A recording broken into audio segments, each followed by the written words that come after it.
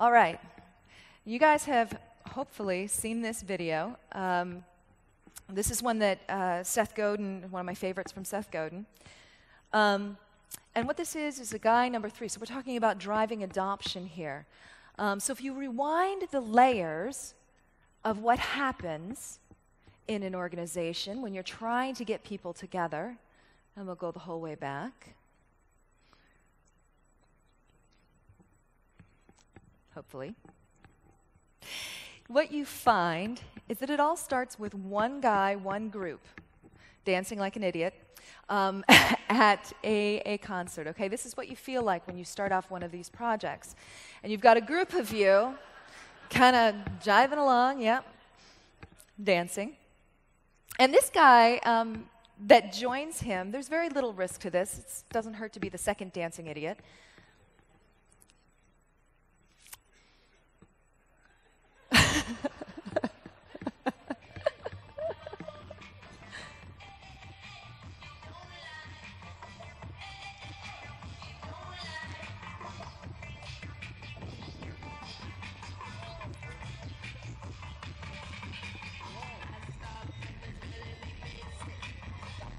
So they dance for a while by themselves.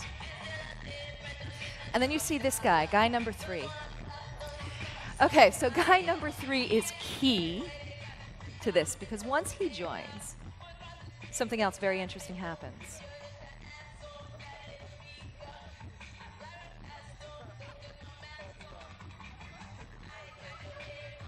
You start to see others join, and they join, and it becomes a movement.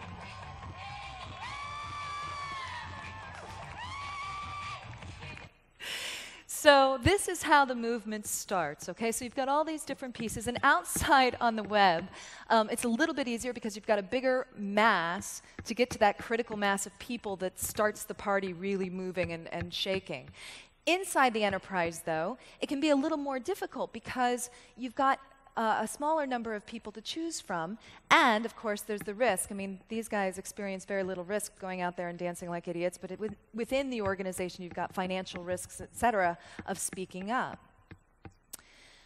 The last piece of this is change, organizational change. So this is another concept that we used. And we found that this is organizational change theory. It's widely accepted. People have a limited capacity for change, right? I may have a cup that looks like this. I like to use the cup analogy. You might have a teacup, or maybe yours is bigger, like a big beer stein. And each layer of change adds water to the cup. Okay, so people can only accept so much change before their cups overflow. And so one of the things that we wanted to do with this was give people, fill their cup a little bit each time. Even though we rolled out a very large solution, the things that we are bringing in, we're doing one at a time so as not to overload people, because then they tune out, and then you've lost them. So we boiled this all down into our new lovely graph, and it seems remarkably simple.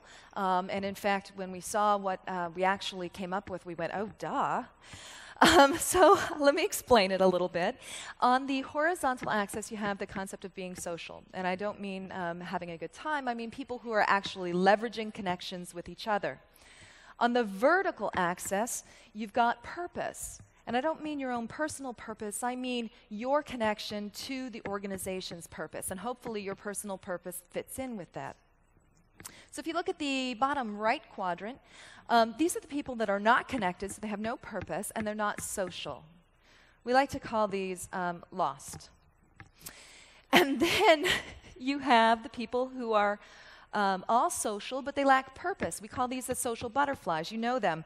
They're the ones that are all active on Twitter and Facebook, and they're not necessarily talking about what your organization is doing. They're making connections for themselves. And that's cool, but that really doesn't help us at work. And this, incidentally, is what has given the social world a bad name within a lot of enterprises. Then you have people who have a purpose, right? So they're really hard workers, but they have no social network. They don't leverage the resources around them. They're kind of your solo superstars. We call these guys type A, or all work and no play. And according to the movie, you know what happens to them. And then we have the last quadrant, which are people who have a clear connection, clear purpose, and they know how to leverage the resources of other people. And we call this the magic quadrant, okay? This is where everything happens that we wanted to have happen within the organization, within our social tool. Now, something interesting occurred to us as we were taking a look at this. You cannot move people diagonally on this. It works more like checkers, not chess. There's no bishop movement, right?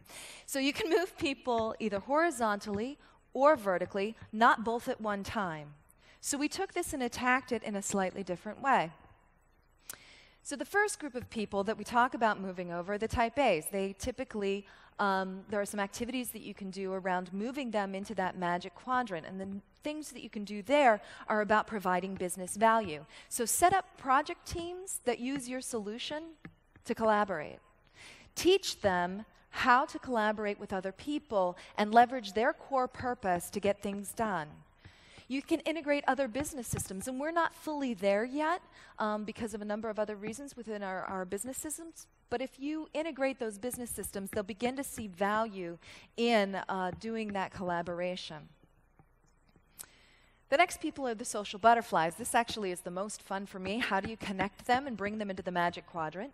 One of the things that you can do that's really easy is connect them to that sense of purpose.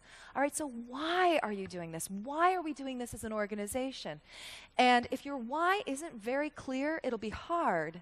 But in our situation, the why is really clear. I mean, Penn State Outreach does things like helps to supply a new medical technology to save lives in Kenya. I mean, that's powerful. We've done things like helping people get out of domestic violence situations with our online learning, our World Campus. Incredibly powerful, an incredibly powerful reason for work. So highlighting those stories front and center is key to moving these people from the social butterfly into actually doing this work and having purpose. Lost. Okay, so for these people, they have to go one of two directions, right? So depending on their proclivity, and it depends on who they are, you can move them either to social, and in this case, we've done the O Report podcasts. They're great little podcasts weekly that connect people. So a bunch of employees get in a room. It's very low budget. We call up an employee and we say, hey, how are you doing? And start a conversation. And those are broadcast through our intranet.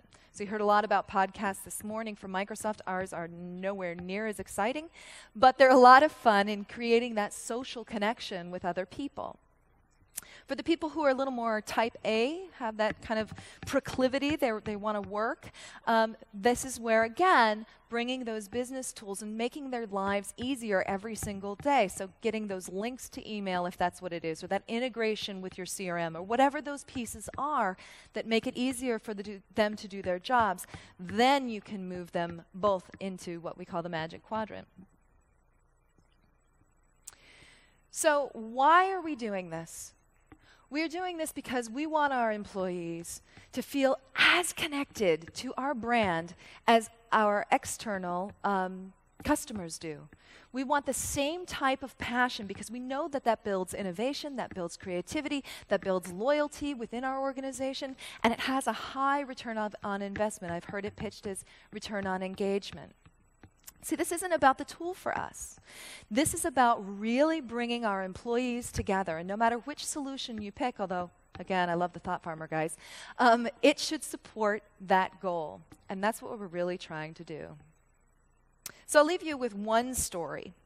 When I was a little girl, I liked to stand on my head, right? I learned to stand on my head by putting my hands on the floor, my elbows on my knees, or my knees on my elbows. I don't think I can do that anymore, so I won't try it here.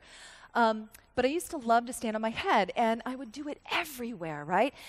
And one of the things I discovered is that if you look at the ceiling, all of a sudden it becomes a different world where gravity doesn't apply, where all the laws of physics no longer apply. So a lot of times what we hear is, rethink your business. You got to forget everything you knew.